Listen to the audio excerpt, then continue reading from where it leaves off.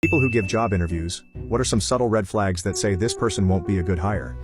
1. I once had a guy show up, late, with blood all over his face and clothes looking really disheveled. Typically I don't waste my time with people who can't even make it to their interview on time. But this guy said that he was in a car accident on his way to the interview and got there as soon as he could.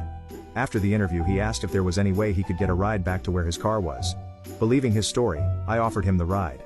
This man's car was nearly 5 miles away, legitimately crashed, and it turns out someone had broke into his car and stolen his child's car seat and his stereo system during the couple hours he was gone. I hired him. He turned out to be really difficult to work with, but the guy was a programming genius. Kept him for a year. Before he moved on.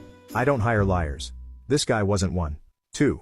When asked about their experience with a topic, they stick to reciting textbook definitions of terminology rather than demonstrating any understanding of how to apply it. Had one person who was literally forwarding our questions into ChatGPT, and then reciting rambling answers that provided definitions of keywords in our questions rather than actually answering the question. Like, we'd ask, what's something a previous employer or educator has recognized you for?